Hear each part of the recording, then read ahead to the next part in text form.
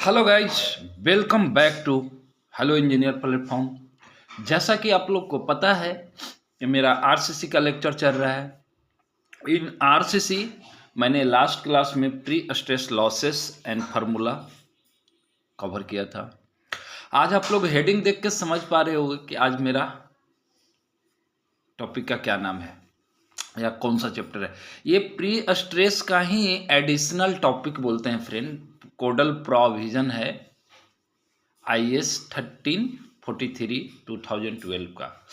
अगर कोई new student इस वीडियो को देख रहे हैं तो उनसे रिक्वेस्ट है कि प्लीज़ जाके चैनल मेरा सब्सक्राइब कर ले, बेल आइकन दबा ले, ताकि जब मैं नेक्स्ट वीडियो डालूं तो उनका मोबाइल में नोटिफिकेशन जा सके।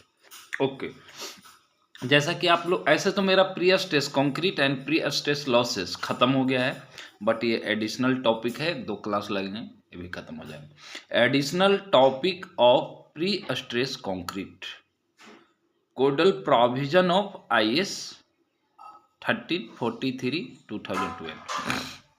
कुछ कोडल प्रोविजन है फ्रेंड, इसको आप लोग जस्ट मेमोराइज इट, इसमें कुछ समझाने वाली बातें नहीं है। तो फर्स्ट कोडल प्रोविजन क्या है? M30 and N40 are the minimum grade of concrete for post tensioning and pre tensioning gas। अगर जहाँ भी आप लोग पोस्ट टेंशनिंग का बात करोगे वहाँ पे मिनिमम ग्रेड जो है आपका 30 M30 होगा, और जहाँ पे प्री टेंशनिंग का हम लोग बात करेंगे वहाँ पे मिनिमम ग्रेड जो है M40 होगा। इसको ये एक कोडल प्रोविजन नहीं फ्रेंड, ये एक क्वेश्चन है। ईच एंड एवरी एग्जाम में पर ईयर ये क्वेश्चन आता है 1 मार्क्स में, so please memorise it. Tensile strength of concrete, yes, 0.7 under root FCK, where FCK is the characteristic strength of concrete after 28 days curing।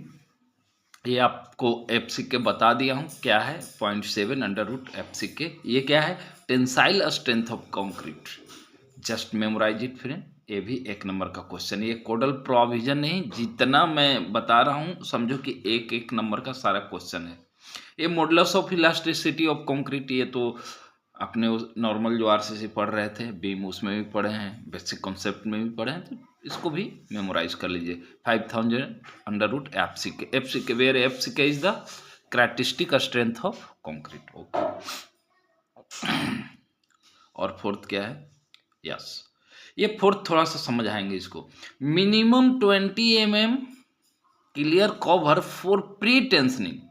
अगर pre tensioning और post tensioning समझ पा रहे हो फ्रेंड, स्ट्रक्चर कास्ट करने से पहले जो टेंशन देते हैं उसको प्री टेंशनिंग कहते हैं। आफ्टर स्ट्रक्चर कास्टिंग जो टेंशन देते हैं उसको पोस्ट टेंशनिंग। जैसे ब्रिज में फ्रेंड, वो एक डक्ट, एक पंप पाइप लगा देते हैं, PVC पाइप ऐसा होल करके, और उसको पहले हम लोग कास्ट कर लेते हैं, तो वो डक्ट जैसा ऐसा डक्ट होता है, वो खाली रहता है। फिर उसके बाद कास्टिंग के बाद उसमें ऐसे ऐसे ऐसे ऐसे करके ना पोस्ट टेंशनिंग करते हैं फिर। तो ये आप याद रखो कि आफ्टर कास्टिंग जो टेंशनिंग देते हैं वायर में उसको प्री टेंशनिंग कहते हैं, और नहीं sorry, before casting of structure wire में अगर हम टेंशनिंग देते हैं तो उसको प्री टेंशनिंग कहते हैं, और आफ्टर कास्टिंग जब वायर में टेंशन देते हैं तो पोस्ट टेंशनिंग कहते हैं। इसको आप याद रखो। तो अब क्या कह रहा है कि 20 mm clear cover for pre tensioning and dia of duct for post tensioning. अब आप बोलेंगे कि डाया ऑफ डक्ट क्या है भाई? डाया ऑफ वायर तो सब जानते हैं, लेकिन डाया ऑफ डक्ट क्या है, और डक्ट चीज क्या है? डक्ट नथिंग बट फ्रेंड कुछ नहीं है, ये हमारा डक्ट एक इस टाइप का होल होता है फ्रेंड, ये स्ट्रक्चर में, ठीक है। अब ये जो डक्ट का जो डाया है ना, ये थोड़ा वायर का डाया से ज़्यादा होगा, नहीं दिख पा रहा है, यहाँ से दिख रहा है, ठीक है, यहाँ देखिए। ये जो डक्ट, ये जो ये होल है, एक होल है फ्रेंड, इसी को डक्ट बोलते हैं, duct.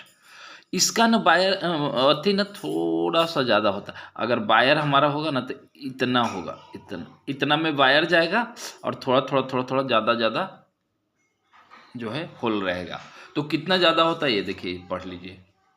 Dia of duct is 2 to 2.5 time dia of wire. मान लिए कि वायर 10 mm का है तो वो 12 से 12.5 mm आपका डक्ट का जो है होल होना चाहिए। This is our codal provision and also इसको बोल सकते हैं additional topic of pre stress concrete.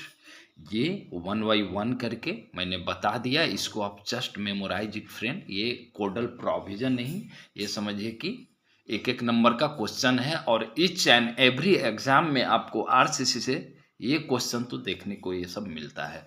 Okay friend, thanks, bye. हम फिर मिलेंगे।